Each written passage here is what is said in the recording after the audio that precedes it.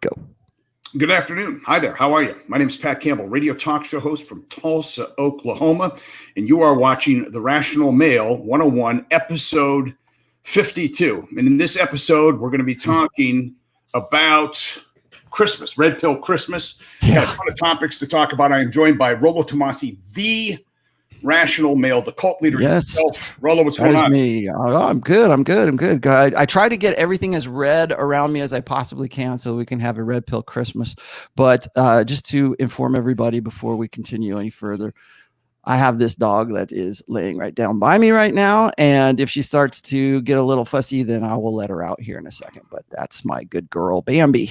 There you go. So we are joined right now, or just the one?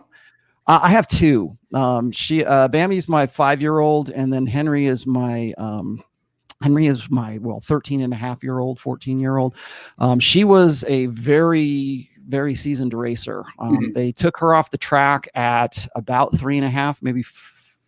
She would have been 4 when we got her. So it's about 3.5, and they bred her. A race dog? Actually, that's young for her because they wanted to breed her. She was such a good racer that they wanted to breed her. So she has one brood of puppies out there somewhere, and then they took her off the track, and then they put her into the system, and then I got her. So she was actually one of the easiest reconditions we've ever had because there was no, we didn't have to worry about broken legs or anything.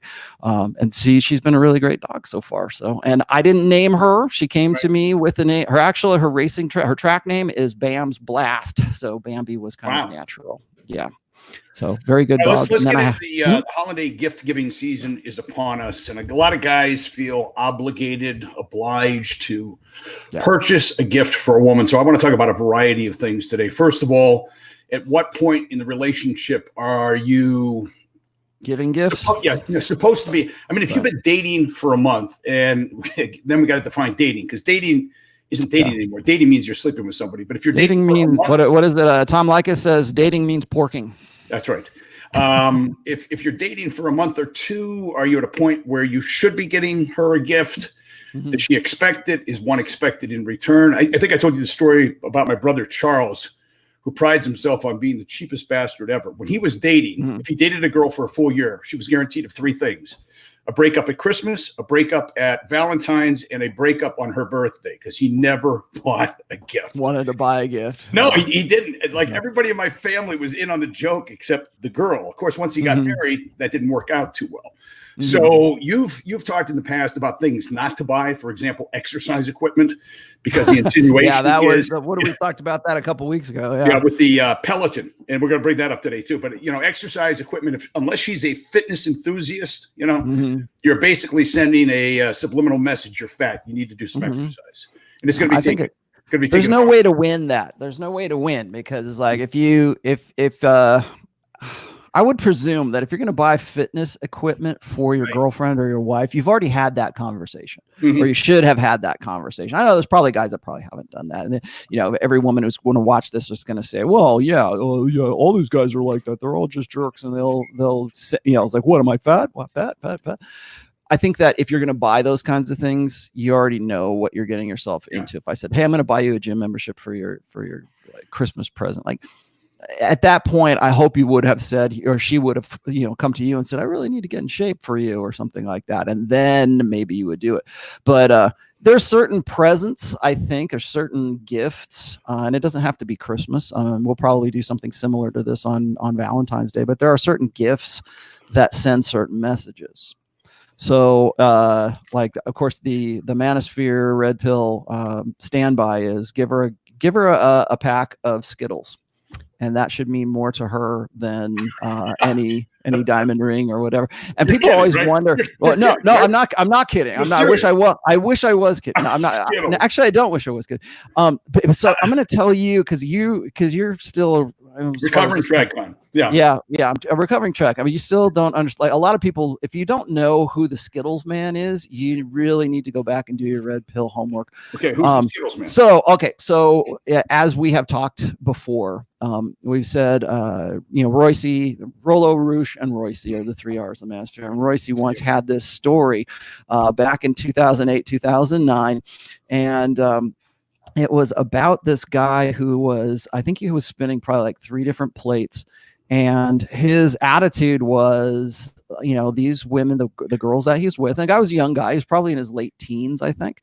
And he was proudly saying, for Christmas or for birthday or whatever, that he was giving them a bag of Skittles. And then it was the one girl who got the bag of Skittles that the other girls have found out about, who were very, very jealous of the girl who got the bag of Skittles. And of course it was an example or an illustration of how, if you are doing things right, and if there's genuine desire and you are spinning plates, I'm not saying everybody in the world can do that. Let's just clarify that right now. But if you are spinning plates will spin themselves eventually. But you have to watch out, because if you favor one with a bag of Skittles, apparently, then that can cause a fight amongst the other ones. So you have. You said he was a teenager, right? He was a teenager. I think a kid was like 18 or 19. That's a little bit different. I mean, yeah, of course. But so when I say the Skittles, and then of course that goes into a larger narrative. But when I say the Skittles guy, that's who I'm talking about. So I got you. So let's. I have never given a gift because I felt obligated to or obliged to. Mm-hmm. I give it because I want to. It's a genuine desire to give something. But I even put that poll up that I was telling you about before. If you give your girlfriend or your wife a vacuum cleaner for Christmas, what message does that send? I told you the story about my producer Carly. She got one for Christmas before. And but she also got an engagement ring with it, so that sort of offset the vacuum. Is an appliance considered an insult, or if you're married, it's a necessity?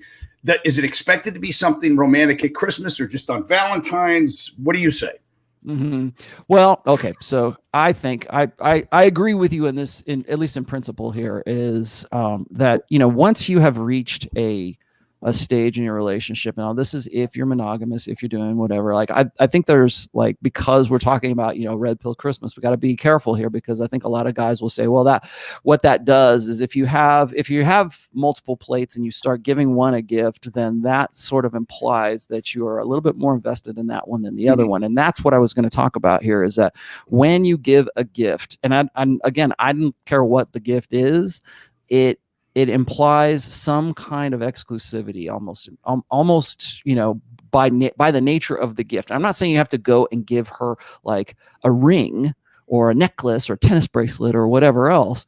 I'm just saying anything can be if you give a girl, I've said this before, and I think I told you this on your show, is if a woman has that desire for you, if she's really into you, it doesn't matter whether it's a diamond ring or it's like that gum wrapper ring that you make out of gum wrappers. You put on a ring and you say, hey, this is a promise for for something that's coming in the future, kind of thing. That's the romantic side of things.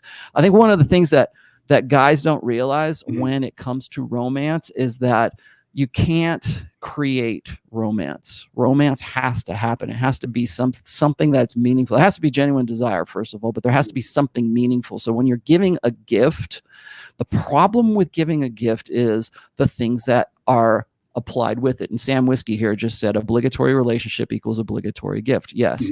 So what that means is that there is, especially in relationships where it's based on the transactional nature of sex, or the transactional nature of your relationship, I should say, rather than a validational nature. So like I was saying, we're going to laugh at Skittles guy, but the thing is that women were willing to fight over that guy because he favored one with just a simple bag of Skittles, right?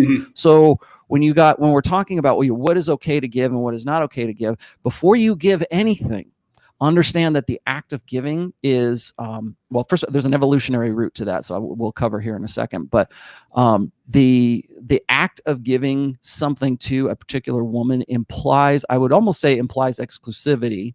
But I think that a lot of guys, particularly blue pill guys, get wrapped up in the idea that if they give a gift, that it is in some way going to solidify them that much more. So we have to look at this from two different aspects. So you've got the guy who is, let's say, a blue pill guy who is trying to buy the affection of the girl that he's with. So he's going to give her something expensive. He's going to give her a ring. He's going to give her something. A ring means something different than say giving her, an Apple Watch or some shit like that, right? It Apple means Watches are expensive, man. They are expensive, but they're not as expensive as a diamond ring. Let's just say, okay. So which is what I'm giving my wife this year as an Apple Watch. So there is there's the guy who is approaching his gift giving from a blue pill perspective. Then there's a guy who is, let's just say red pill, is in a relationship that is based on genuine desire on the part of the woman.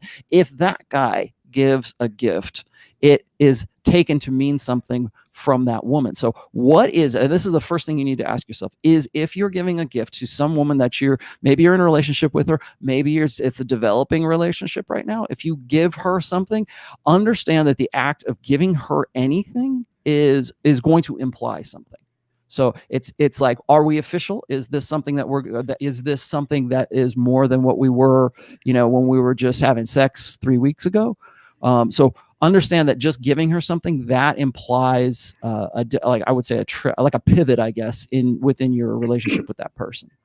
I think the value of the gift, though, too, sends, you'll have women who say, "Oh, I don't want anything for Christmas." Okay. Mm-hmm. And if you're foolish enough to buy that, don't give them anything. You were talking about there is no quid pro quo. Yeah, but there is punishment if you don't deliver. And people, I've done programs on this on the radio, local radio, where guys are like in the doghouse because they listened to the lady and didn't get anything, and now the lady's all pissed off because they didn't get anything. But I think there's the significance of the gift carries some weight with it, gravitas with it. The more invested it is, the more, I don't know, real the relationship is, or serious the relationship is, that kind of stuff. Does that make sense to you? Yeah, and I've written about this. I think it might be in the first book, but I've written about gift giving and giving compliments as well. So you said give compliments sparingly.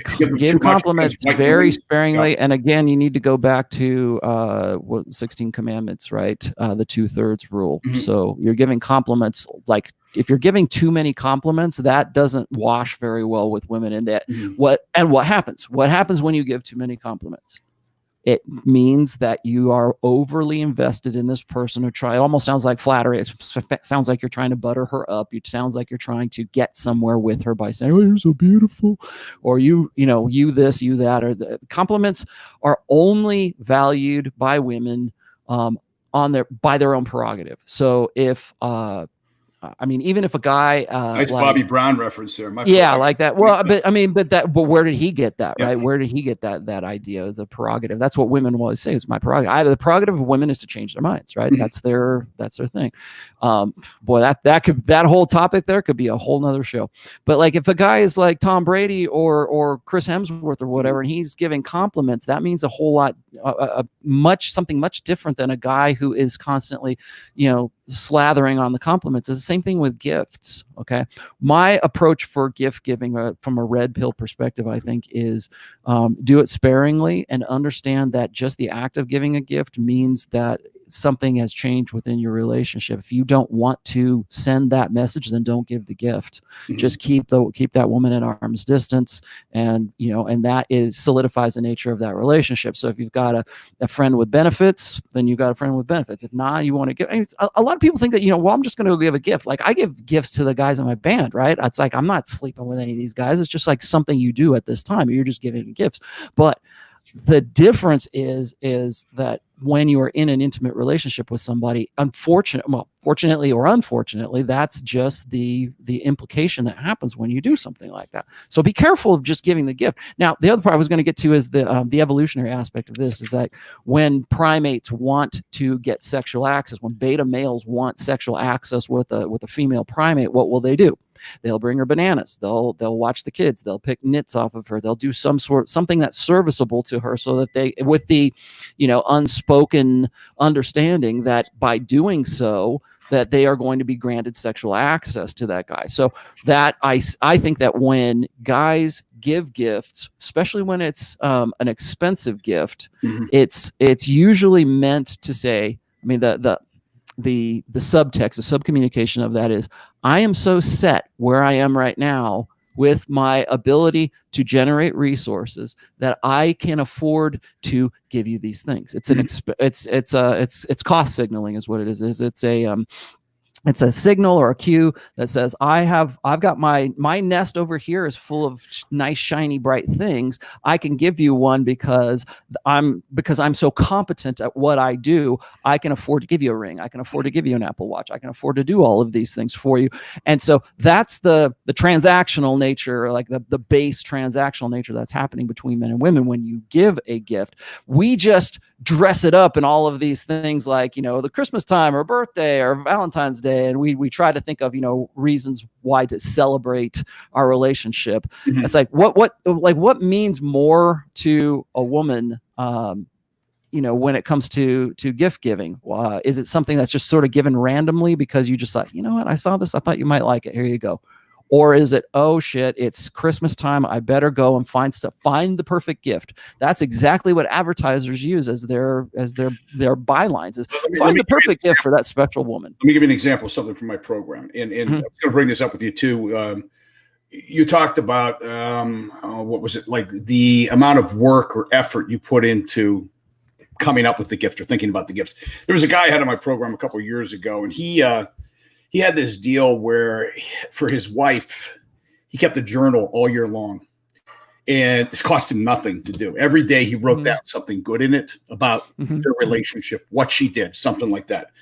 And what was weird is the women's reaction on my program when they heard about it. They were all like, oh, I wish he would do that for me, or my husband or my boyfriend would do that kind of stuff for me. Mm-hmm. But that was something, it's weird because it didn't cost him anything other than the price of a notebook. Mm-hmm. But the time he put into it, the effort he put into it made mm-hmm. a significant impact, not only on his wife, but any of the ladies that were listening to my program were like, they were just like butter. They were melting in his hand. Right. And why is that though? Is it because, see, here's the thing. It's like when you listen to women who are in a social gathering or whatever, when they hear something like that, the correct answer is, oh, how great, how sweet of him. Mm-hmm. How awesome is that to do something like that? Boy, he put in a lot of time and a lot of effort. And I think a lot of guys take that to heart, and they'll go and make a handmade Christmas card or whatever. They'll fashion something out of their hands or whatever. And yeah, I mean, if you're a woodworker or you're a craftsman of some kind, then I can understand that. But then you'll go on Twitter and you'll hear women say, what a cheap bastard this guy was because he didn't give me the gift that so many other girls are getting. And the guy is, that people are going to say, well, that just indicates, what kind of a woman that person happens to be. But the thing is like, I think that they're particularly in our materialistic, Western culture, we're looking at, not just the act of giving, but what actually the gift is. And again, this is going to sound really bad, but it goes back to women's opportunistic natures with respect to love. Okay, I want to get back to the value thing. I was watching some video on Twitter, and it looked like one of those, Women of Orange County thing, except all of the characters were female. They were black. And I don't even know what program it is. It's not the one from Atlanta. But they were talking about guys and, engagement rings. And the one chick was there like, don't even talk to me unless it's 2 carats or more. And I'm looking at this girl like, you don't even deserve the ring with 1 carat. At most, maybe a 1/4 carat. But it reminded me of what you're talking about with Instagram, where they have this inflated sense of self-worth. This lady actually has deluded herself into thinking she is worthy of something that big. And I'm like, in what world does that make sense? Right. And I think a lot of guys, so what happens is when we see that and our logical, our rational minds sort of suss that out, we go, this woman is not worth the investment, right? This woman is not worth, because look at her. She's like this. God, this is a really good comparison here, I think, because what happens is guys sort of cross over into women's approach to love, and they go, well, that woman is not worth my investment. She's maybe she doesn't seem fertile. She's not as young as I would like her to be. She's not as sexy as I would like her to be. And so we sort of cross over in that. But at the same time, I think that particularly blue pill guys who have been raised on these sort of Disney-esque ideals think that love should matter just for the sake of love.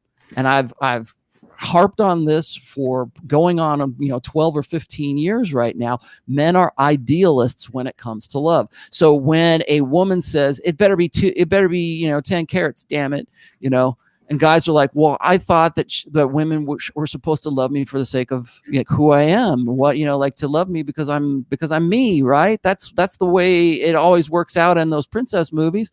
And so there's that guy who's sort of I don't say conflicted, but he's sort of making those comparisons between that woman's approach of love and his approach of love. And then we go, okay, well, she's a low quality woman. Right. Until we go and we read another article about how women are complaining that there aren't any economically attractive men anymore, and that they don't want to get married unless that guy is making 58% more money than they do. So when we look at it in terms of, the internet has been a great exposer of human nature. And this is part of that human nature. Women want a guy with benefits. They want a guy who has some money. They want a guy who can give an expensive present. Right. And if he's there, imagine this, okay? Imagine you have presented yourself and let's just say this is legitimate. You've presented yourself as an attorney or somebody who makes a lot of money, you're a business owner or whatever. You have a lot of money, and then you give a woman that nice journal that you've invested your idealistic concept of love into that journal to say, hey, right. How much doth I love thee, and you do this big Shakespearean, what actions or acts of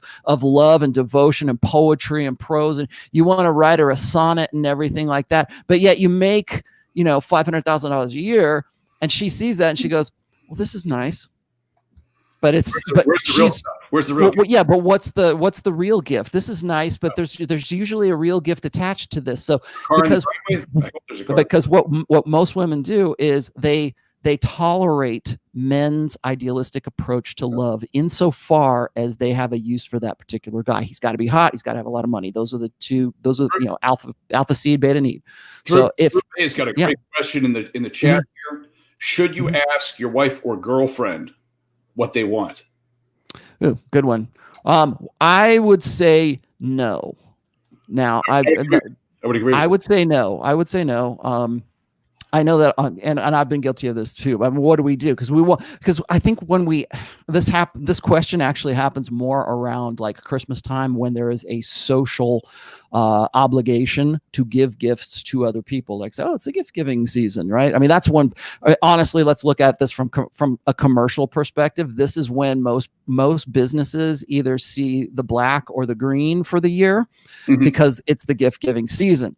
So should you ask? Well, a lot of people think, okay, this is just another chore that I have to do this particular month, so I might as well ask that person what it is that they want. I asked my niece and my nephew what the other one wants, so I'm going to give them what they can get. But how much more meaningful is if you give them a present that you didn't have to ask what they wanted, because you know that person so well that you knew that they would like that particular thing, or they would enjoy whatever that is, right? I'm a very, very easy person to buy for. So if you're giving me something, or I don't know what that roller wants, dude, I am probably the easiest person on planet Earth to find something for. But it's not the actual gift, I think, at that stage. And this is just between regular people. I'm going to give you a gift. I would think, okay, what can I give a guy who is, a weightlifter, and he's into, he's a talk radio host and all this. I would have to think, okay, what would be a good thing for him? That shows that you are actually thinking about that person. Right. And I think that's probably part of the act of gift giving, is how well do you know that person? Put a lot more thought into gifts than guys do. Even if it's something. Yeah, I would say so. Santa, they got to figure out, the right gift for the right person, kind of stuff. It's I don't think guys put as much thought into gifts as women do, but that's my opinion. So, we can stop here really quickly because Ben Jones has this question. He says, would like your opinion on cuffing season and the need for a woman to appear to be in a relationship for her family during the holidays. We've talked about cuffing season before, right? I know what it is. Yeah, okay. So cuffing season is that during this time of the holidays, women want to be monogamous, or to at least give the appearance that they are monogamous, because I think it's more, well, first of all, it's more comforting, and they want to present the appearance that they are lovable and that they are making some sort of progress in their life. So this is my boyfriend, and bring him over to meet the family during the holidays. Guys, I think more blue pill guys kind of do this as well. It's sort of caught on in more beta guys, but and I think the jury is still out on cuffing season. I know a lot of guys say that, but if I'll tell you what, if you're in the chat right now and you have experienced cuffing season, let me know, because like I don't know. Like I know that my daughter has had boyfriends and she's brought like one or two home around this time, but it hasn't been like, it hasn't been like she doesn't have a boyfriend now. So it's not like she went out and grabbed, a random dude off the streets like, come meet my parents, so. I had a girl one time, she was going to a wedding and she knew me. We had known each other for a long time, but she didn't want to go without a guy. Mm-hmm. Felt naked without a guy. She was one of these ones that was, she just finished up her master's. She was working on her doctorate, and she basically begged me to go. Short of paying me, because she had to have somebody with her, especially in front of the family members. So she didn't look like, oh, you don't have a guy. Yeah. Nothing going on. That's okay. So that's interesting, because like you have to, of course, me, Captain Obvious, you have to ask questions about these obvious things, because, okay, why would that be a thing? Why would it be a thing for women to say, I got to get a guy at this time of the season. I want to at least appear to be like, on my way as a person in life, and have, be at least heading in the right direction for marriage and kids and a family and blah, blah, blah. Down. They know what's missing. Right. Yeah, exactly. And then, their actions betray them. And at what other time during the year do you gather with friends and family, like Thanksgiving and Christmas, right? That's when you're supposed to do it. And I think maybe it's this reminder. I would say this, man, I have to get into this as well, but I would say this is that the Christmas time and the holidays is a reminder to women that is uncomfortable for them. It's uncomfortable to say, I have not got to the place in life where I want to get just yet. And if there is a time when, well, I'm just saying men or women, that we tend to be a little bit more insightful, I think it's really around the time when we're supposed to gather with family and friends, because it's almost like you have to give an account for what you've been doing all year, or what you've, because for a lot of people, and I know it's true in my family, it's, we're going to go and we're going to talk to Rollo. Hey, great. What have you been doing? You're just sort of catching up. And I think that there's almost like this onus on the person to say, well, I'm moving in the right direction because I've got a good job. I've got this, whatever. And maybe that's part of the whole cuffing season. But I will say this, is that reminder for women is something that I don't think that they're very, very comfortable with. So I think you're going to start seeing articles, and as a matter of fact, I know that you will see these articles where Christmas and Thanksgiving become a burden on women because of the expectations that are placed upon them by chauvinists, patriarchal society, which is really just them, trying to measure up to conventional gender norms, which is by now you should have a husband. By now you should have, or at least a boyfriend, right?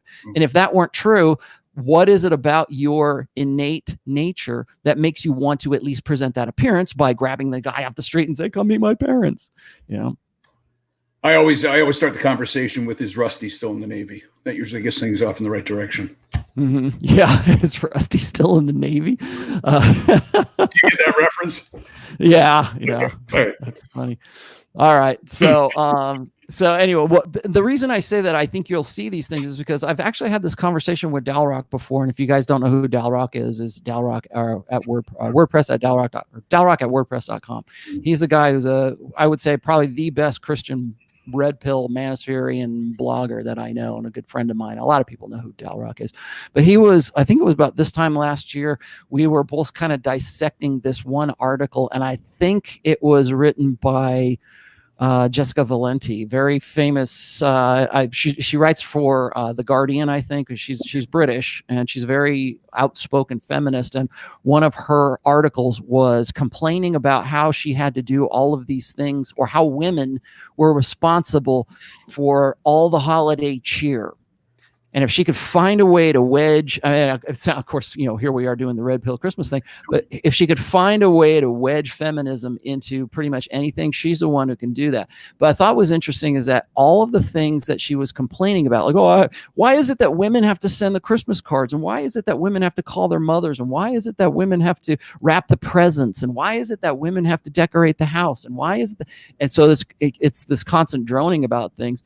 But what I was thinking the whole time I was reading this last year was, why it's like this resentment. Where does this resentment come from? And it's really because they're not where they want to be in their life. There's something that is at like the root level of where I think maybe their subconscious or their evolved mental firmware says, I should be here now and I'm not here right now. And why do we have to do all this in the first place anyways? Why do we have to have Christmas anyways? Let's make Santa a woman, right? Let's make Santa a transgender person of color, you know? And I think that that's really where that comes from. So when you see people trying to, and I put this in the description as well, but when you see people trying to sort of distort Christmas, or like, I'm sure this is big in like Fox News affiliates, which is the war on Christmas, right? We're not supposed to say Merry Christmas. We're all supposed to say Happy Holidays or whatever. We're really trying to find some way. It's not a compromise so much as it is a way for people to deal with the feelings that they have at this time when they feel like they ought to be doing something that they haven't been doing, like they haven't measured up. And maybe it's not like a societal thing, it's a personal thing that they're feeling. Did I lose you? No, I'm there. I'm here. I didn't know what you were. Okay. So I know when I stop, you don't know what to say. So did we actually address, are you ever obligated to buy a woman a gift? Here's another thing I want to throw out here. I don't think so. It's not always this way, but if you're dating somebody, if you buy an exorbitant gift for her, that can backfire on you because she then feels that she's obligated to reciprocate. Not all the time, but sometimes. And that can cause problems within a relationship right there. If you not even a relationship. Imagine you have a beta orbiter and he's giving you expensive gifts at this time just because you're great friends. Right? It's good. But no, set you up. You know, you already have a relationship. It's gone sexual, and it's just and there's guys like that too. They're funny. Oh, If somebody buys something really nice for them, then they get pissy because they feel I'm obligated to buy something nice for that person. You know what I'm saying? Yeah. It's tit for tat, right? And quid pro quo. I think that I think it sort of depends on the chick too. As I was saying, if you're a woman and you're listening to this and you have beta orbiters, like what do you do when a guy gives you a very expensive gift? Because that makes women uncomfortable because there is an implication that there should be some kind of reciprocal, gift giving on her part as well. Most women, I would say today in the millennial generation, who are these, femme-powered women, will be the first ones to say, I don't owe him anything. I'm not going to give him anything, blah, blah, blah. And then they'll feel completely justified in that. But that's not to say that they're first, they are forced to at least acknowledge that a guy is giving them a gift, and then as a part of that, there's almost an implied obligation to it. This is why I said in the beginning here is that, be careful when you are giving gifts because of the subcommunications that go with that. So, people, I'm looking in the chat here and people are saying, well, should I give her, iPod earbuds or something like that? Or should I do, it's like, I think the first thing you have to do when you're talking about giving gifts to women is, why are you doing that? As I was saying before, is when I was talking about compliments and I was talking about gift giving, I always see those two, particularly compliments, as something that should be, it's a good feeling, right? It's a good prop. It's like a reward to have a compliment, or should be. A woman should feel that when you give her a compliment, that is in some way a reward for her, something that she values. Most women don't value compliments, and most women don't actually even give compliments. I mean, think about the last time a woman actually gave you sort of an unsolicited compliment. I've asked this question on several other podcasts, but I've asked this question to guys, and for the most part, most of these guys can't remember when the last time they got an actual compliment saying, hey, you're really good at that, or hey, I like the way that looked, or hey, it's never forthcoming. And of course, why is that? Because women will say, they'll blame it on the fact that if I do that, if I give him a gift, if I give him a compliment, he will presume that it means something. He will presume that I want to have sex with him. He will presume that I'm accepting him more intimately than I am. So there's no such thing as giving a casual gift or giving a casual compliment for a woman. So what I think is funny is like women will try to turn that around because that's how they experience gift giving themselves. So when they get one, that's what makes them very uncomfortable because they don't know what to do about it. They don't know, should I feel obligated to have sex with this guy because he gave me a nice gift for Christmas or my birthday or whatever? Should I feel obligated to do something like that? That's why this is what they say anyways. Okay. Now here's I think the root problem here is that most women simply don't want to give men compliments because it doesn't even occur to them. It's not even an afterthought unless the guy is exceptionally attractive or has done something so outstanding that everyone else around him is giving him a compliment. She joins in because it's socially the right thing to do. Most women, it doesn't occur to most women to give a man a compliment. Now they have an easy out, which is I'll just say that I don't want him to get any of the wrong ideas, so that they don't do that. When it comes to men giving a compliment or men giving a gift, I think that it should be done, but it should be done for desired behavior. And that's going to sound really, really opportunistic and really like a reward, because that's really what it is. That's you're gonna trigger it. Anyone, I know. I'm sure I'm gonna trigger it, but like you say the word feral on my program, it just like they lose their minds. Yeah, I know. Well, I mean, and that's the thing is like I can show you examples of women going feral all over the internet right now. People say, "Well, that's not just how women are." I'm like, okay, fine, but when I'm describing what a feral woman is, that's my pretty good example right there. But so when I say it should be given for this is the behavioral psychologist in me, it should be a reward for desired behavior. So and I'll ask the chat here too. When do most men give women flowers? What's the occasion? What prompts a man to give a woman flowers? When's the last time you gave your wife flowers, Pat? Well, I have a deal though with the florist. It's okay. Sort of a promotion thing. I've never given flowers to get out of the doghouse. I just don't operate like that. Mm-hmm. I for special. But you know where I'm going with this, right? Because that's what most guys do. We've got a place here in Tulsa, fine airport parking. Okay, and he's got these roses, and every guy that comes through, he offers them a rose to take home. And he told me that a lot of times guys won't take it home because their wives or girlfriends are going to misread it. And I didn't believe it until I was standing in line one day and I saw two guys back to back do this. And the one guy said, yeah, he was going to take them. And then he goes, no, she'll think I was up to something. And the other guy just flat out, no, same reason, she'll think I was up to something. They wouldn't take flowers home that were free. They didn't cost them anything. Roses, nice roses, right? Yep. Because of what they thought it implied to the woman. Yeah, they think that they're in the doghouse or they did something wrong. Yeah. So what is something wrong? It is undesired behavior. So it's trying to sort of diffuse a potential conflict, right? To diffuse. By the way, last time I gave flowers was for a funeral. Oh, for a few. Okay, well, there is that. It's something you do. It's, people sometimes they'll donate money to certain causes, places like that. But if you're rewarding, you said you're giving your wife a ring for Christmas. What are you rewarding her for? Well, I'm not giving her a ring. She's already got a ring. She's got the only ring she needs right now, actually. So, no, actually, I'm giving she will. Hopefully, she won't watch. I don't think she'll watch this. I'm giving her an Apple Watch. That's right. You did say Apple Watch. That's an expensive. I'm giving her an Apple Watch. By the way, watch it. If she goes through TSA, my daughter's mother-in-law went out to San Diego and put hers in the bucket for TSA. To just came out on the other end. It was gone, completely gone. Brand new Apple Watch. She had to fly. Oh, really? Jeez, really? I didn't have no idea you had to do that. Yeah, good. Thanks for the tip there. No, I mean, I know my wife well enough as to like what I get her is things that I like. I think probably right around like September is when I start listening to like things that I think maybe she would like. Like it's not like we drop, like nod, wink, wink kind of hints to each other. Women will tell you, oh, I'd like that. Is that what you're talking about? Yeah. Yeah, well, okay, I don't know what my wife has gotten me for Christmas. I know there's something under the tree for me right now. But for instance, I do like I said, I'm the easiest guy in the world to buy for. So if it has to do with music, it has to do with like technology stuff, if it has to do with like art, if it has to do with greyhounds, give me a greyhound present. Like, I'm really easy to buy for.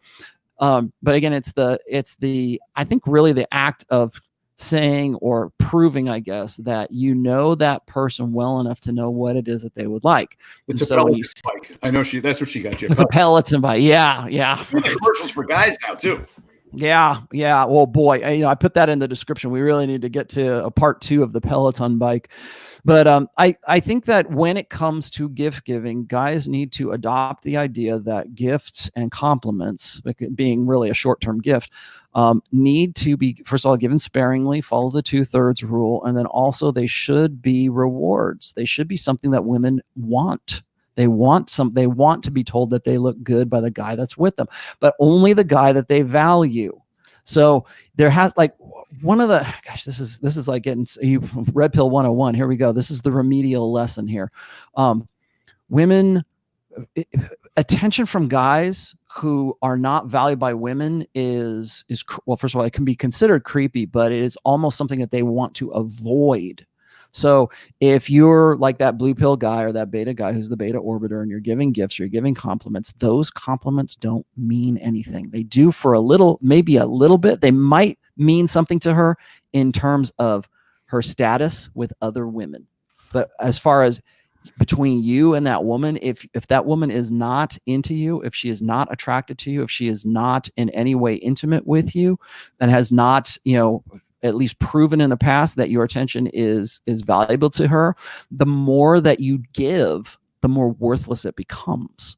So, like, one of the things I always tell guys when they start dating women is that your attention, we try to convince guys and say, hey guys, you need to start thinking of yourself as the prize, or as the prince, right? And of course I wrote that very humorous essay about this, but if you consider yourself the prince, well, what does a prince do? Well, a prince's time is valuable. And you have to start approaching and dealing with women in terms that your time is money, or your time is valuable. And for you to cut out an hour or two or a weekend to be alone with your woman, that woman needs to appreciate the attention that you are giving her, because she understands just how valuable your attention is. So when you're just constantly giving away your attention, it becomes worthless and becomes valueless. So when you give compliments, when you give a lot of gifts, and that woman doesn't have any real value for you, it's not what you did, it's whatever the object is. And you see this all over Twitter right now, because what women will do, and you've sent me some of these too as well, some of these stories where the woman is on Twitter and she's posted like 3 or 4 pictures of her friend, her best friend in the world, who looks like her boyfriend, but she insists that this is my friend. And he gave me all these great things, and he gave me flowers, or he took me he pretended to be my boyfriend at Christmas time, but he's only my friend. So what happens is it's not the friendship. Like, women don't value friendship with men. They value an intimate relationship with the guy that they're into. The friendship part of that really becomes about the exchange. So it's no longer, oh, I've got a great friend. It's, my friend gave me this very expensive gift right here. And so if that's what we can consider, what is it? Reward versus punishment, or reward for desired behavior. I know this is going to sound really bad, but this is the basis of operant conditioning. And, it's okay for someone like Dr. Diana Fleischman to talk, give classes on this, but it's not okay for Rollo Tomassi to tell you the exact same thing, that rewards for women need to be sparse, and they need to be something that she values in the first place. So it doesn't matter how expensive the gift is. Doesn't matter how often you give compliments or how often you give those gifts. It doesn't matter any of that if she doesn't value your attention in the first place. So that's where you have to start from. What do you do with guys? Because I've heard stories from lady listeners where their husband or their boyfriend hasn't given them a gift in years, 4 or 5 years. Now, to me as a guy, the way I read that is, well, your husband's got to be a dick. Mm-hmm. Why would you not? I mean, at least something, some sort of, but nothing. Nothing. Right. That's just like you. It sounds like, the end's right around the corner kind of a deal. It's like, right. And you hear that constantly. That's actually kind of like the first response I expect almost, I think, from like someone like Carly, for instance. It's like, well, what about the girls that, what about the guys who never really think about anything, and they're just these, feckless bores that just sit around the house and watch football all the time and just drink beer. And it's like, okay, well, that says a lot more about your relationship, and why are you in that relationship? Would you love that guy that much better if he did what you wanted him to? Would it improve your relationship if that guy got off of the recliner and went down to Walmart, bought you something, and said, I really love you, here you go? Would that make things any different in the relationship that you're in? Would that improve your relationship? And I know a lot of girls will say, yeah, of course it would. At least he's thinking about me. Well, I think you have a bigger problem than the gift giving part right there. There's probably something else that's going on in the relationship. But like, so, but this is a good example here, because there are the women who don't get gifts. There are the women who are starving for attention. There are the women that they'll, first thing out of their mouth is they'll complain and say, well, all the pretty girls get gifts and I don't get a gift, and again, what that says to me, there's two parts of this. The first part is that attention is very important to women, right? We've said this before, is that attention is the coin of the realm in girl world. So understand that your attention can be valuable, but it has to be sparse. So I think that when women say, well, what about the guy who doesn't give you anything whatsoever at all? Well, again, that's a guy who is disinterested in that relationship and doesn't want to be there. So those are the women who, like, a guy comes along and pats them on the back and gives them a nice gift or something like that, or gives them the rare compliment. For a lot of women, I think what's interesting is, like, women will call a random compliment from pretty much any guy as being creepy, but they still want something from the guy that they're with, that they are in, at least according to their own words, that they are starving for. Mm-hmm. So, I think it's more, it says more about the relationship that person is in. I have done, okay, so here's your Christmas present about Rollo Tomasi. I've done some pretty blue pill things in my life, right? I've done some pretty sappy romantic things in my life, because, as I keep telling everybody, I am a guy and I have still an idealistic perspective of love. I think that sometimes just doing something like giving a gift or whatever, just for the sake of giving a gift, like right now, Réd Pîll Rollo Tomasi knows that if I give a gift, it doesn't really mean anything. It's just something that I'm doing. Like, I might put some thought into it, but I don't now expect anything to be reciprocated. If I'm going to give a gift, it's going to be because I wanted to give it, and I wanted to say, hey, but think about you. Here you go, kind of thing. But it's no longer a reciprocal thing. Like, I'm going to give my wife an Apple, iWatch, I guess, Apple Watch, and people say, "Oh, well, that's you know what you should do." And I don't know if we're going to do any shows on the coming week, but you should tell Carly that and see what her response is. Like, Rollo's going to give his wife an Apple Watch. It makes me wonder, like, what she would actually say to something like that. Like, well, that's not romantic enough, or that's not something that is meaningful. Is Christmas supposed to be romantic? It's one thing. I think it can be, or for Valentine's, but is Christmas supposed to be romantic? Is their birthday supposed to be romantic? Does it always have to be romantic? No, yeah, exactly right. Does it always have to be a romantic? And God, that's a great question too, because one of the things I've been talking about with Dalrock in this fourth upcoming book is about how marriage has sort of shifted from being about the man and the woman in the long term over to the idea of sustaining and perpetuating romance. And that romance is the highest order for marriage, rather than just like the shared continuity of a life with another person.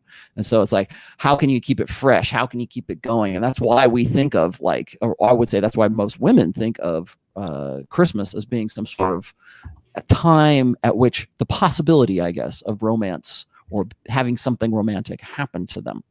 So that gets back to what I was saying before, is like romance is not something that you plan. It's not something that you can concoct and create. I mean, you can certainly direct, events so that the possibility exists. But if you go and you create date night and you sprinkle all these, I've seen these I think they're TikTok videos, or there's some like little quick hit videos on Twitter of guys who will they'll buy a very expensive suite at a hotel, and they'll go and they'll get rose petals and throw it up, and they'll put on the sexy music and lighting and candles and all this other stuff. And what does a woman do?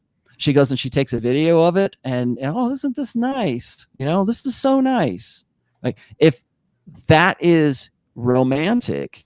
So is that romantic, or is that just an event for her to go and put on Instagram to say, hey, look bitches, this is what my man has given me, kind of thing? It becomes sort of a status symbol, as opposed to what the guy probably intended it to be, which was, I'm idealistically in love with you and I want to go to all this trouble to try to create an environment of romance. But a woman's opportunism sees that event and sees that, date night as an opportunity to go and prove to her girlfriends that she is loved and that she is of a higher status than they are. So back to Christmas time, especially married, but does it have to be romantic? I a poll with, giving a vacuum, an appliance. I mean, maybe it's, I don't know, maybe it's something they want. They want a new dishwasher. They want a new whatever refrigerator, or you pick a mixer for baking. I don't know, whatever it is, but does it have to be romantic? And is that, if you give something like that, and some of those things can be pretty high ticket items. I saw a refrigerator the other day for almost $4,000, which is insane.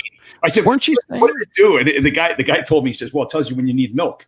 And I'm there like, that's why I've got kids, I'll put it and take a look inside, but it tells you when you need stuff inside. It's insane. But when it comes to a married couple, does it have to be romantic? If you're giving an appliance or something like that they want, I mean, is that all of a sudden a bad thing? Is something less than you should have given? Well, you were saying before, I think it was that Carly got a vacuum cleaner. Yeah, she also got an engagement ring, which sort of. Okay, so that was sort of. If she had just gotten the vacuum cleaner, that might have been that sucks. But that was the set. That was the setup. Here, I'm just getting you a vacuum cleaner. Surprise! There's actually a wedding ring in it. What her reaction was going to be, and if she reacted poorly, I don't know. Maybe the ring wouldn't have come along. Yeah, true. Drew's talking about, get her a crock pot so she can make you stew. Well, what about, would that be any different if like a woman's got a guy a lawnmower for Christmas? No, because power tools, a guy would want that. You know what I'm saying? Right, but is the meaning different from so does it always have to be a romantic gift from a guy to a woman? And if a woman decides to give a guy a sort of, I guess, a utilitarian gift, is that like any less meaningful? Because like when I think about gift giving, like and actually this is kind of something I came to recently, but when it comes to gift giving, I want to give people things that I think they want, not necessarily what they need. Right. Like my daughter needed a brand new MacBook for her, her senior year in college. And, it would be stupid for me to give it to her at the end of the semester. So I gave it to her before she started college and I said, okay, so here's a graduation present. It's early. Right. Okay. So she needed that. But if I wanted to give her something significant, if I wanted to give her, okay, so it's Christmas 2019. I want you to remember this, and I'll give her, I don't know. I don't even know what earrings. What do you get? What do you give them? Like, and I think guys, when they do that, they do it with the intent of thinking that this is going to be in some way memorable, that they're going to look at those things and they're going to go, here. Like I have a Christmas tree full of ornaments right now because people tend to give me ornaments. I don't know about you, but they give me ornaments that like are in some way supposed to commemorate like that year or commemorate what it is that you're about or something like that. And so like when you put that ornament on the tree, then you're supposed to remember them, blah, blah, blah. That's fine for Christmas ornaments, but like, it's not fine for a lawnmower, right? It's like every time I use this lawnmower, I'm going to think of my girlfriend because she gave me a lawnmower.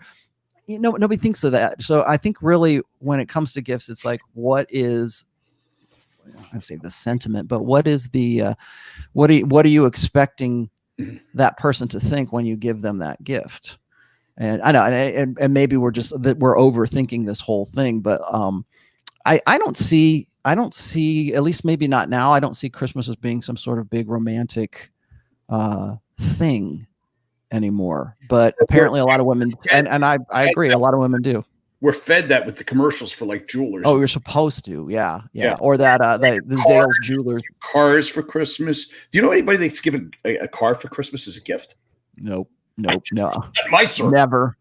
Maybe a used one to like a kid who needed to have a car or something like that. But yeah, it's and that's the whole thing is because it's so commercialized. But what is that? What do commercial interests play upon? Right? They play upon emotions. Well, why? What's the emotions we're supposed to feel during Christmas time? Well, we're supposed to have. Is it?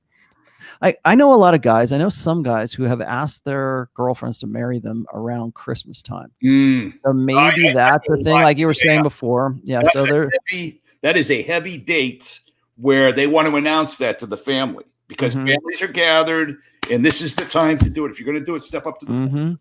Yeah. And so, like, I mean, what are the two most common dates that a man proposes to a woman?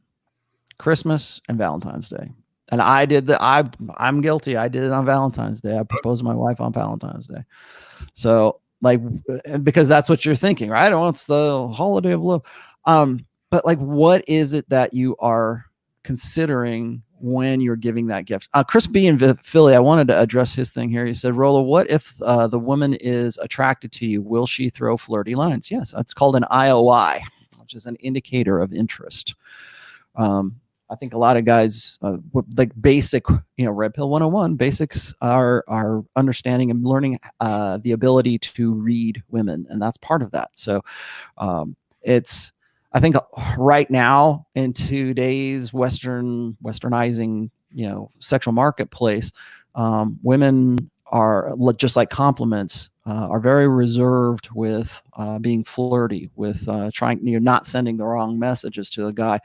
But there is, I think a lot of women are conflicted in that they want attention and they want that. That's why like Instagram and Snapchat and social media is so popular amongst women. They want that attention. But when it comes to actually giving it in real time, they don't want to give that out. They want the attention, but they don't want to do what they have to do to get it. That's why the buffer of social media and the internet is so appealing to women, because it offers them really what they're looking for, which is attention.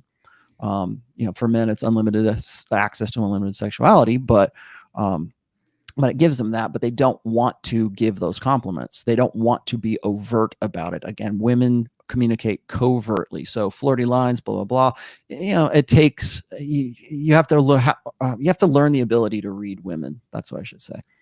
And what else? That comes with that. The only way that comes is with age and experience. Yeah, I would say so. Or, somebody explaining how, body language and language and things like that. What does YOLO have here? He says, hi, dating coaches says feminine energy grows through praise. What do you think about this? Is it at any time appropriate to write a poem for a girl? Have you ever written a poem for a girl, Pat? No? No. Oh, when I hear poem is when I was junior in high school, there was one we had to read for junior year English. It was called Ode to a Grecian Urn.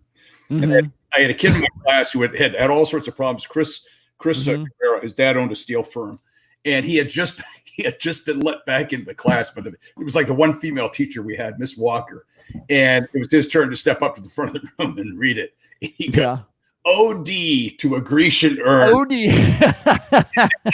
They're so quick, and that was the last I saw of them. Oh man! Every time I think of poems, I think of Ode to a Grecian Urn. Yes. Okay. Well, so I will.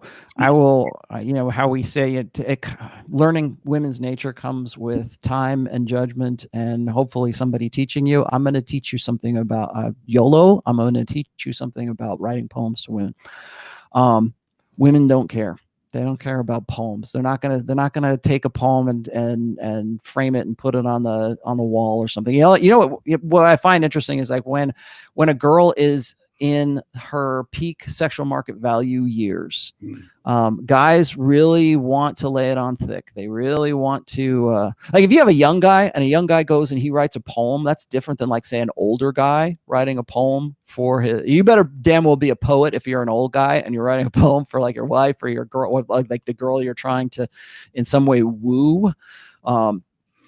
And the reason I say that is because for most women, when and maybe this is unfortunate, I don't know, but like when a guy does something like that, he writes a sonnet, he writes a poem or whatever for a woman, that is almost to the point of creepy right now. Like if you were to write a poem for a girl, unless that girl is like really hot for you, unless you're like, you know, Chris Hemsworth, right? Unless you're somebody who is like recognizably gorgeous and that guy writes a poem, that woman, that means the most thing in the world to her.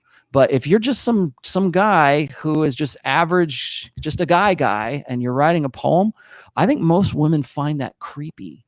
Like they'll go, you know, yeah, I like you too, you know, kind of thing. I got to be honest with you. When you talk about a guy writing a poem, to me, as a guy, it screams beta. It screams soy. It screams effeminate.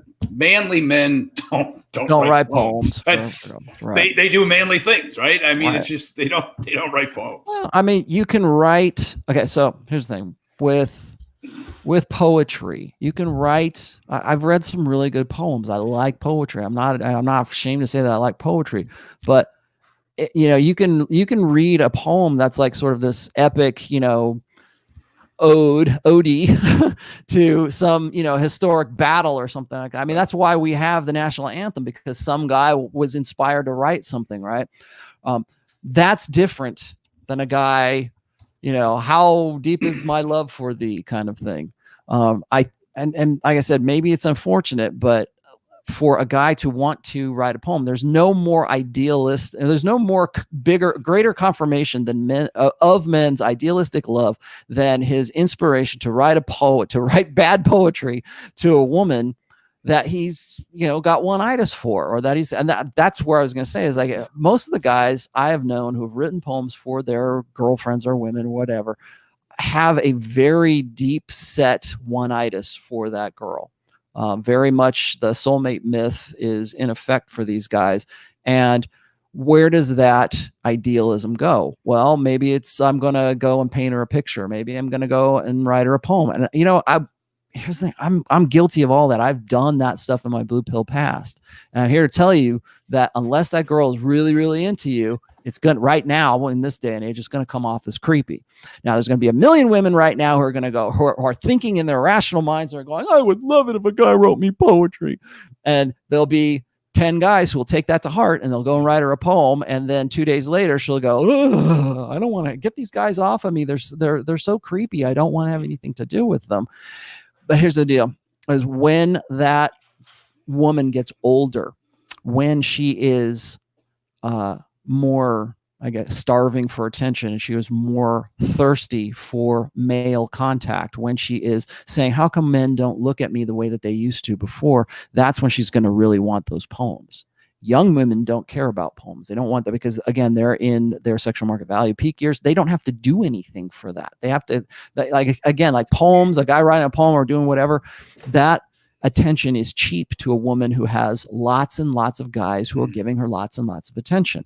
When that woman gets to be 30 some odd years old, what's the first thing she'll, or a woman who's 40 years old and she's married for a while and her husband used to give her poetry or used to do these really romantic, idealistic kind of things, and she starts to starve for those, you know, how come he doesn't give me gifts? We were just talking about that a minute ago. Because she's in a different state right now. So all the stuff that she didn't appreciate when she was younger, suddenly she's starving for a poem now. So she'll go back and maybe if she has any kind of real sentimentality to her, she might go back and like read the letters that you used to write to her when you were 20 years old, as opposed to when she's 40 years old. So she's going to, eventually she'll value those things, but she can't value them probably in the now. Here in the chat, this is a great point. It says every musician is a poet. Actually, the person that writes the song is a poet. It's a verse put to music, and musicians get tons of tail. Well, here's the thing: it's the tone. They're also it's performers. The tone. It's the delivery. If you're delivering it with music, it's more than just a poem.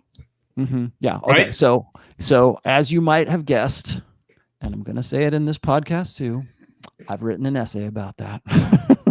I have this really great essay, and it's called Tickle Me Emo is the name of the essay. Emo or Elmo? Emo, like okay, emo, right. Like emo guys. Yeah. At least that's what it was back in the day. Are they still around? Right, emo guys? Yeah, I don't know. I think so. I know there's like probably they're a dying breed, but they probably transformed into something else. Maybe they're maybe they've transitioned into something else by now. My second oldest daughter, when she was a freshman in high school, was emo for a week, and we just rode her to the moon and back. I mean, now she's embarrassed to even talk about it, but it was like she went through this phase trying to find out what group she wanted to hang with, and finally decided she didn't want to hang with any. She just wanted to be herself. Right, which was the right choice. But the emo thing was we called it Elmo too. Are you emo or Elmo? Or Elmo. I'll put the I didn't think to put this URL link in the description, so I will later on. But it's called Tickle Me Emo. It's on my blog right now. I wrote it because I had the same question come up over and over again. How come women seem to be attracted to like heroin addicted rock stars or these struggling,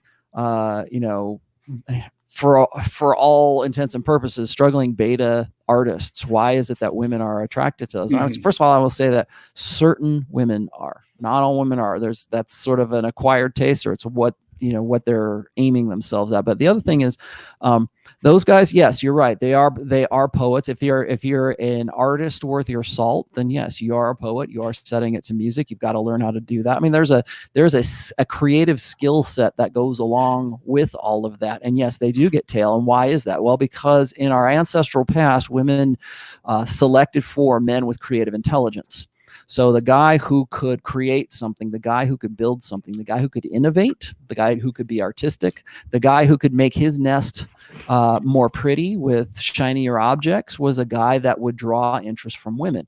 And why is that? And another essay I've written is actually called Case Study Creative Intelligence. And it goes through this research that was done, gosh, I think it might have been back in the early 90s, but it was research done with women, saying if you had the choice of like a group of guys, and these group of guys were like guys who came into their fortune, they're good looking guys who came into their fortune because they inherited it or they won it at the lottery. And then there's the guys who, and these were just the case subjects, right? Or the guys who were millionaires.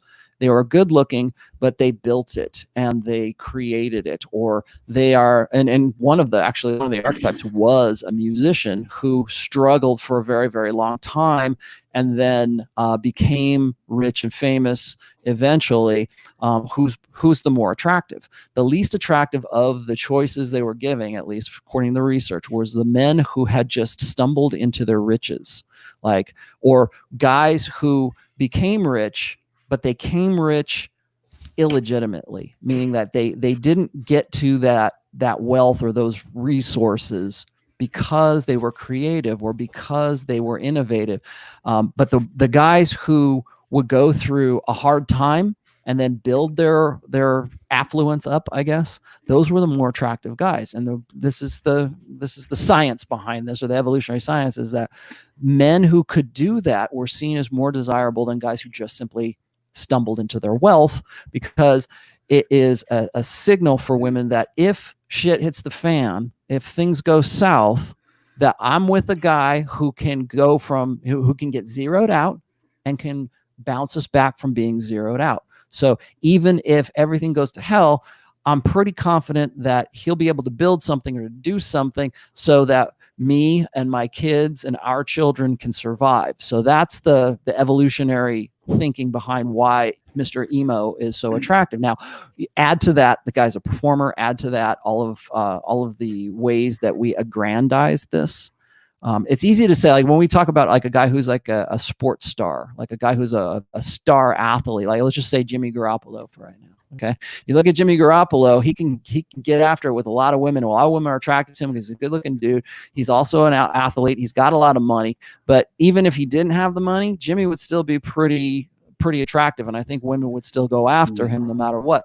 But it's not that he's an athlete, it's all of those things combined together. So like people will say, well, he's an athlete, so he displays physical prowess, and that would be something evolutionarily selected for. Yeah, you're right. But it's, how did he come to that? Why, is like, there's plenty of really great athletes out there who don't make any money at all, and you'll never know their names.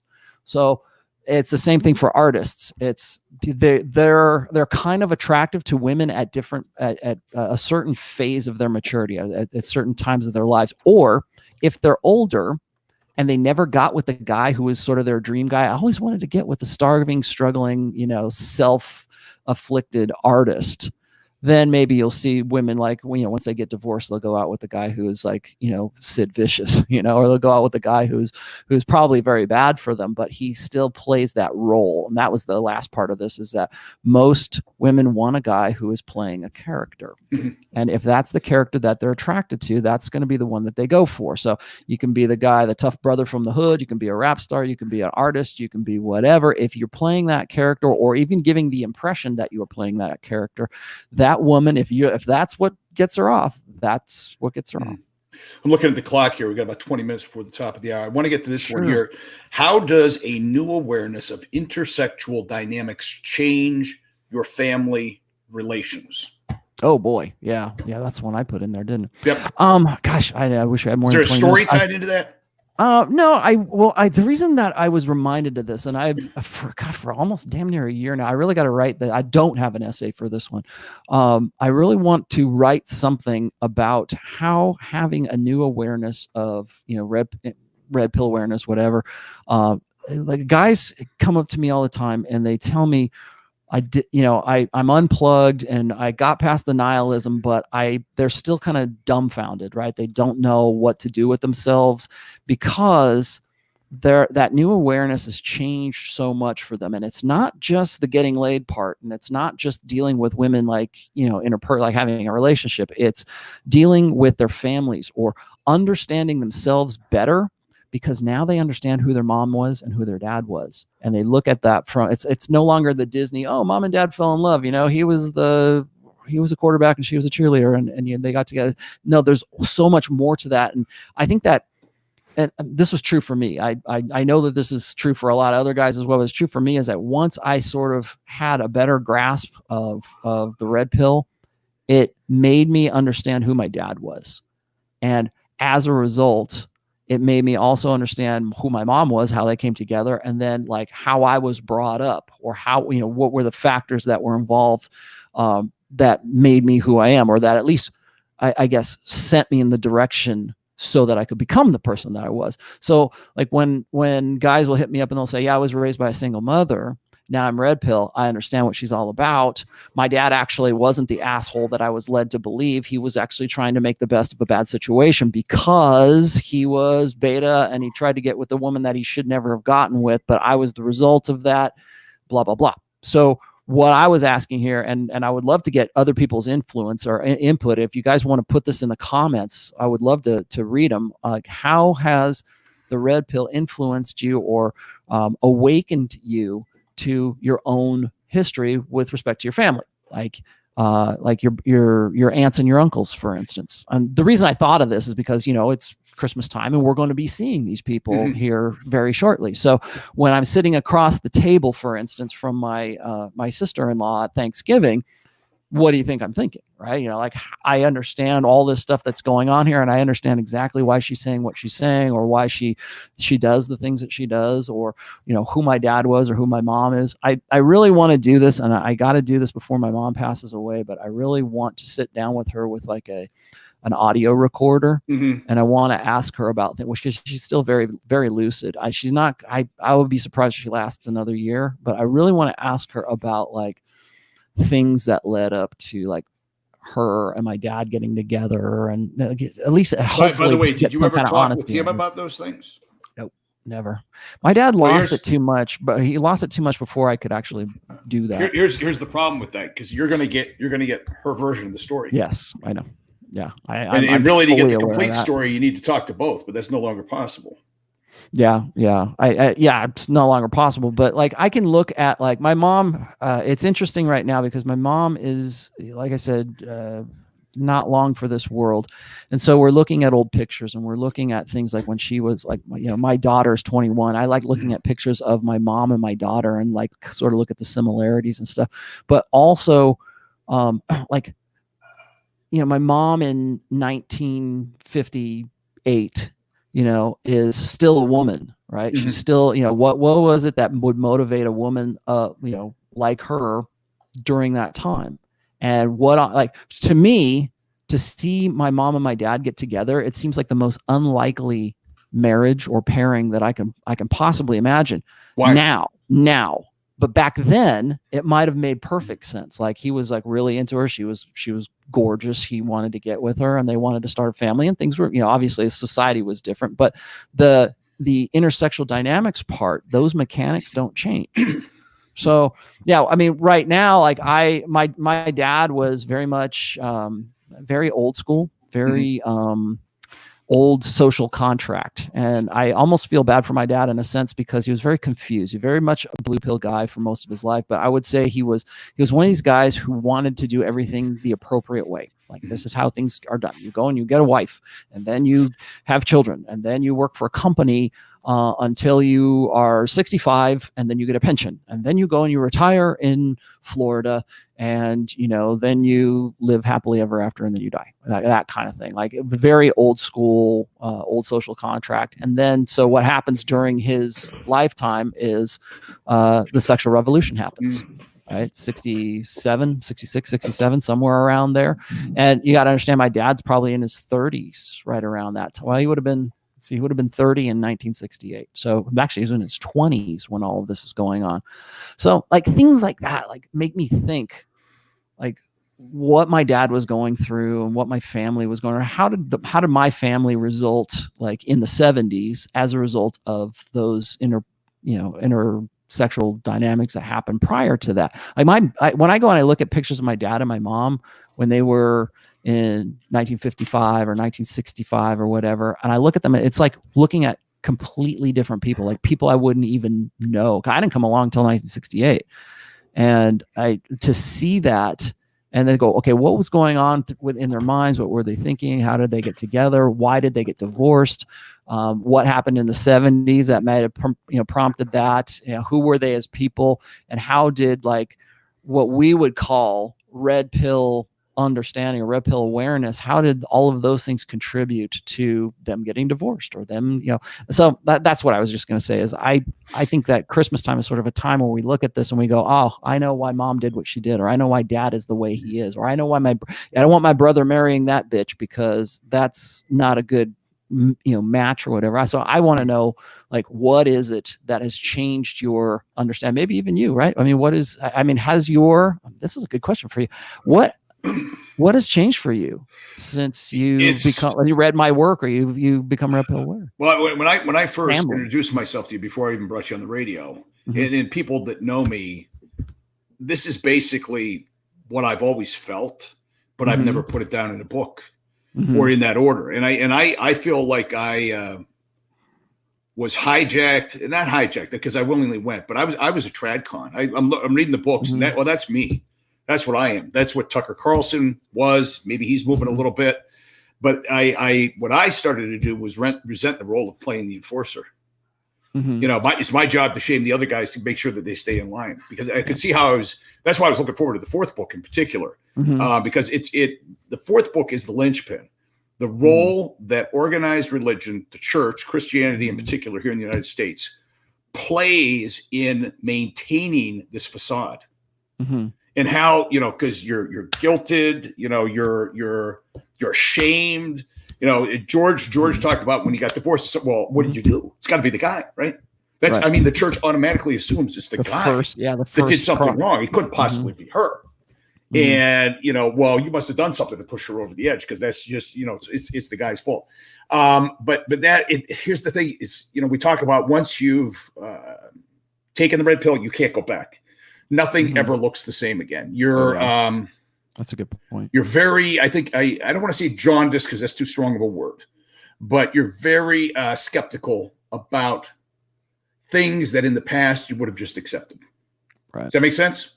Yeah. I like that. I like the idea of, what you can't unsee it. That's actually, I think, kind of what prompted me to like wonder like how things have affected other people's families, because it's not just like, I know a lot of guys who are married who become like awakened while married, and those are some of the hardest guys to unplug. But the guys who do unplug, they're the ones who kind of take it the hardest. They're the guys who like look back and they go like, I've got a guy who's 70 years old who is doing exactly this. He's going, I made all of those decisions because I believed these things back when I made them.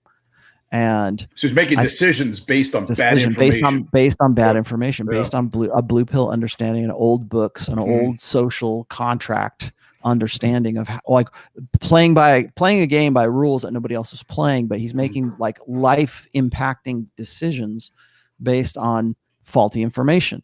And then what happens is you can't unsee it, just like you said. So where do you I ran into a couple of guys at the Patriarch, older guys that were like in their 60s, or there was a couple that were like in their early 70s that showed up there, and they basically said it's too late for me, and it's actually too late for my boys. But I'm doing this. I'm coming here for my grandson, so that he doesn't fall into the same trap that I fell into, or that my son fell into, his dad fell into. So they're using it not so much for their own purposes now, because they can't change where they're at, and they don't want to change where they're at, but to save others. But then you get the whole thing here. We've talked about this before. The only person, it took me a long time to figure this out. I had an epiphany at 40. The only person I can change is me. That's it. I can't change anybody else. In order for somebody to change, they have to want to change. If somebody's an alcoholic, it doesn't matter how much you yell at them, scream at them, whatever. They're not going to come off the juice until they decide it's time to come off. Right. So I tell guys this all the time. It's like like I said, I counsel a guy who's 70 years old. I counsel some guys who are like in their mid 40s to mid 50s, and they have regrets, man. They have regrets, and they have regrets because, would they have made better decisions had they had this?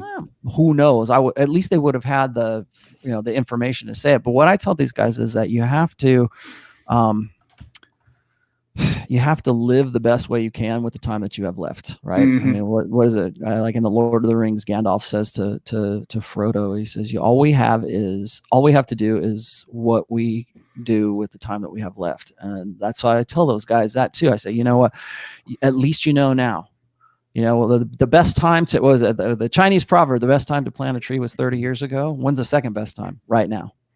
So I also, I've got here in my notes right now, I'm writing this, it might end up in the fourth book. It might not, it might just be an essay, but I'm talking about how to use your time better, I think, as a guy. And it was Robert Greene who said something like, there is live time and there's dead time. And a lot of people live lives in just dead time. So like live time to me is doing, like writing the book. This is what I need to be doing. This is a purpose, this is a goal in my life right now. This is what I have to do. This. So any time I spend writing the book, that's a live time. That's living. Dead time is when you spend, an hour in, commuting in traffic, right? Dead time is doing the things that don't advance you further in your life, that don't push you towards whatever goals that you've imagined for yourself, right?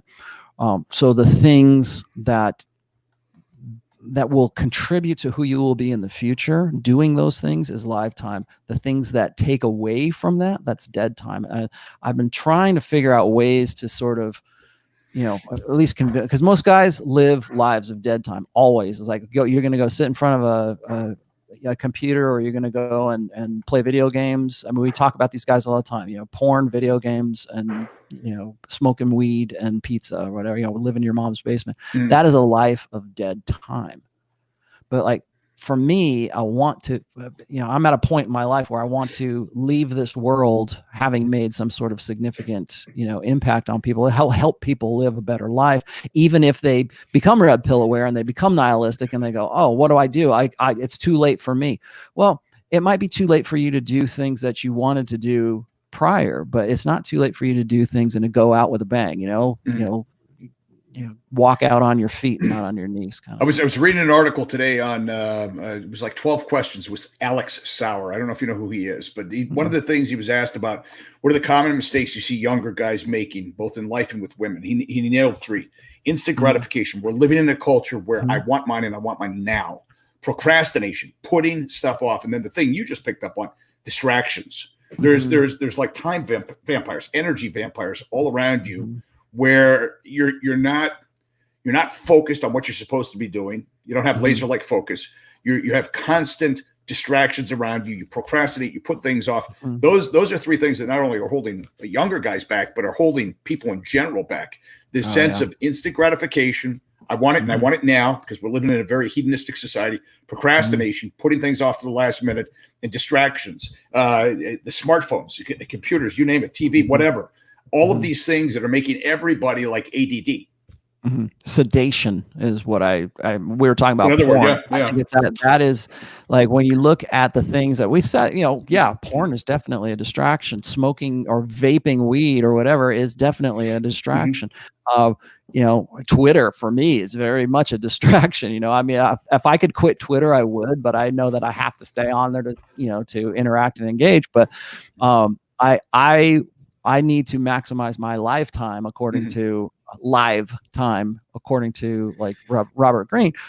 And here's the other thing. I think that I'm sort of counseling my nephew right now. My nephew is 21 years old, and he is of this generation, like I guess it's the generation Z or Zillennials or whatever you want to call them, and really doesn't know what to do with himself, doesn't know the direction he wants to go, and is constantly distracted from, like, he's upset that he can't find a purpose or find a goal or find a focus in his life, but then he's sedated, right? Then it's like, then there's something that distracts, the sedation is in distractions that keep him from actually doing something and making any kind of headway in his life. And then, I don't want to see him at 30. I want to see him like a raging success by the time he's 30 years old, because this is like at 21 years old, I'm like, dude, this is when you should explode, man. This is when you need to be on top of your game and experimenting and while laying your foundation for the rest of your life, of course, but finding what it is that you want to do with your life and go out there and grab it by the balls. And instead it's, I don't know what to do, man. I don't know. I don't want to go. I don't know what to do. And meanwhile, we're telling, girls, like, you can do anything. You can be the president. You can be an astronaut. You can do all this stuff. And we don't give a rat's ass what's happening to the guys, because we think, they'll sort themselves out. And it's not like that whatsoever. Let's do a couple of these real quick here. Real quick, because I got to wrap here soon. Yeah. I do. Sam says, what if she got you the lawnmower from the guy she's cheating on you with, and he got a great commission? Thanks, Sam. All right. I'd say that that's indicative of a relationship problem that you need to untangle before you can answer this question. And then let's see, who else do I have in here today? I think we have a couple more. Sam's keeping track for me today, so if I got past me, I apologize, but I think, there it is. Is that Arthur? Yeah, it is. Arthur says this, Arthur Potus, thanks for that $9.99. Can alphas have submissive sex? I'm asking not about some perv stuff, but like SMTH, I don't know what that, like the woman on top position. Well, I don't know that that's submissive. I don't know that that's submissive either. Well, here's the thing: is what's the predominant? I think it's almost like, I think a lot of guys get mixed up with respect to like who initiated sex must be the dominant person in that exchange or in that sexual encounter right there. I don't know. I think it really kind of depends on the relationship between the guy and the girl and what is the context that you're having sex in. Can women be like really aggressive in bed? Yeah. Okay, great. So what? You should. That's like over analyzing every position. It's like you're exactly. thinking too much into it. Yeah. And if the chick's on top, don't feel like a beta. Let's just leave it at that. I think that's probably where we're going with this anyways. And finally, I've got Good Vibration says, I have dared to go against my mom's wishes on many occasions since unplugging. And my dad used to warn me not to confront her. Now he's cheering me on. So it's like a weird family situation for starters.